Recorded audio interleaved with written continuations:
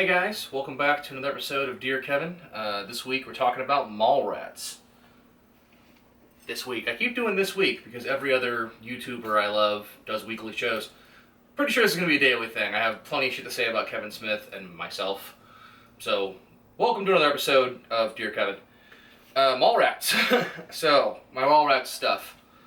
I had a t-shirt that I had back in high school that I wore so much that it's, been destroyed. I also have Mallrats DVD that I showed you earlier, signed by Kevin Smith. The other Mallrats DVD, 10th Anniversary Edition. And the Mallrats Script Companion. All good things if you like the movie, which clearly I do. The book in particular I like. It's got a lot of cool anecdotes and people who weren't in the DVD so much, or on the commentary track. So recommended. It's very fun, very cool layout inside. It's designed like a comic book, go figure. And there's some other Mallrats thing I have. I can't remember what it is. I have some other kind of Mallrats related merchandise. Oh well. So, before I get into the Mallrats and the Dear Kevin for this episode, I want to do a little update on myself. I recorded those last episodes, everything up to this one, all in one night while I was drinking and Pokemoning and Marioing and talk salad and scrambled eggs. This is the next day, so sober for the moment anyway. I'm off for the week. That's kind of what made this happen. Also, I just washed my hair, so I'm very glamorous. Anyway, I'm off for the week. I work at Circle K, convenience store gig. It was the job I got when I moved back to Austin. Very lucky to have it. It came along at the right time. Plus, the poet in me is just like, hey, I work at a convenience store, and so did Kevin Smith, so therefore I have to be successful. That's how it works. I hate the job. I need a new job. Desperately need a new job. This is my first week off in over a year. My first more than 2 days in a row off in over a year because that's how Circle K's policy works. So this week is all about, finish the screenplay I've been working on, watch the movies I haven't watched yet, and find a new job, write a resume, and apply. A few days in, haven't done any of that shit. I just been drinking and playing video games and listening to talk salad and scrambled eggs. And doing this. This has been, I had no plans to do this. I just kind of came up with it while drinking and listening to talk salad and scrambled eggs. So, how does this tie into the Mallrats of it all? I think those of you out there who work a lot at something you don't necessarily enjoy, when you do have downtime, of course, all you can think about is, boy, I wish I was doing the thing I loved. And then you don't do it. I don't think I'm alone in this. When you have a few hours at the end of the day, you should be working out or writing or painting or whatever it is you want to do. But then you don't do it because you're tired and your brain is fried. And in the case of me and my current screenplay, my current screenplay is about positivity and life being amazing. And when I get out of work, I don't feel that way. I feel the opposite. And I don't really want to write a screenplay that's like, fuck everything and I hate my job. So, Mallrats is about two dudes who both get broken up with... Both of them break up with their girlfriends. They both get dumped. And they decide to go to the mall. They're not there to shop, they're just there to hang out because they've got nothing better to do. I think a lot of us live our lives doing similar shit. Just YouTube for 9 hours, and BuzzFeed lists, and Tumblr, because there's nothing better to do. And I'm trying to get out of that habit. And this week is weirdly stressful for me, even though I'm off.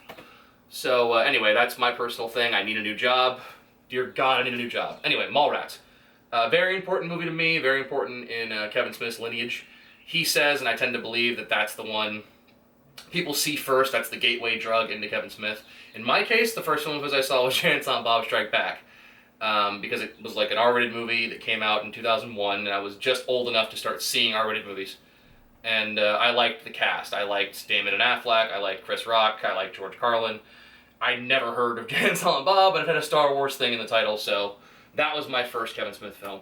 And it's similar to Mallrats in as much as it's just fun. The thing I love about Mallrats now as an adult is it is just so much fun. And that's, I think a lot of comedies today aren't so much fun as they are dark. Which I love. Like, Louis C.K. is brilliant. I love his show and I love his stand-up comedy. But I remember reading, an Emmys critics' picks thing, and one guy was saying, I can't vote for Louis because that show just makes me depressed. Nah. I think a lot of comedies do that. Mallrats does not do that. Also, I love it because it's clearly just a love letter to one of Kevin Smith's best friends, Walt Flanagan. If you watch Comic Book Men, he's from that show. He's the manager of Jan Silent Bob's Secret Stash in Red Bank, New Jersey. The character of Brody Bruce, played by Jason Lee, who I fucking love. This was my real introduction to Jason Lee, became one of my favorite actors. He's based entirely on Walter Flanagan, down to details like the little Dixie cup full of soda that he carries around, and his birthday being between the 1st and last of October. I think that's lovely that he wrote this loving homage tribute to one of his best friends in the world, the guy who turned him on to comics in the first place. And it's interesting, too, because Clerks, in a weird way, was a love letter to Brian Johnson, who's also on Jan Silent Bob's Secret Stash, Comic Book Man. He's the bearded guy. So I think it's really cool that Kevin Smith decided to start his career by writing love letters to his friends. Mallrats is fun. It's amateurish, even more so than Clerks, because it's a much broader movie, and I think they tried, they being the crew, Kevin, Scott, and Dave, I think they tried a lot of things they weren't quite sure of. I think that I think they were in a strange position of having way too much money and not really knowing what to do with it. And because of that, it can be a little rough if you are like a film critic, or if you're a cineast, if you will. I'm not that guy. I mean, I know things. I've read too many books, seen too many movies, so I can't help but notice flaws. But generally, I can ignore them if the content is good, and the content in Mallrats is fantastic. It's funny, it's charming. I think it led the way for, in a weird way, the Marvel Universe to even exist, the Marvel Cinematic Universe, because this is a movie that was about comic book fans and comic book geeks, and they mentioned some real deep cuts, comic book lore. Stan Lee's in it, like big old Stan Lee cameo. He's not even a cameo. He's like a main character in the movie. So yeah, I think this movie got a lot of comic book fans to be even more vocal about what they love. I think it turned on a whole generation of new comic book fans like myself. And yeah, I can't wait for Mallrats 2, Mallbrats. Just yes. So that's my take on Mallrats. I love that it's a love letter to his friends. I love that it's kind of strangely even more romantic in a weird way than Chasing Amy, in the same way that like Louis C.K. does comedy that's depressing. I think Chasing Amy is romantic that's also heartbreaking. Then again, my favorite film is Annie Hall, so Mallrats is a very, very sweet romantic movie, and it has a big gooey romantic ending and lots of long professions of love, and the most unromantic guy being romantic in front of television cameras in the world. And it's got the glorious music swells, camera pushes in while the hero and his girl kiss. Great stuff. I had a Dear Kevin for this week. What was it? Oh, yeah.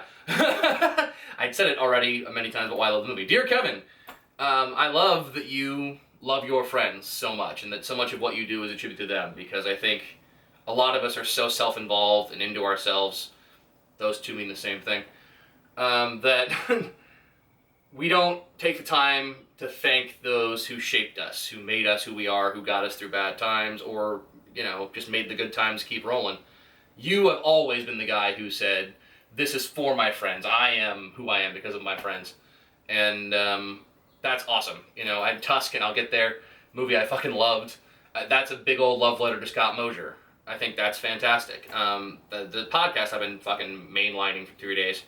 Talk Salad and Scrambled Eggs. That's just a love letter to Matt Myra, in as much as that podcast exists because you two dudes loved Frasier and were like, let's fucking talk about Frasier because we enjoy each other's company. And we love Frasier.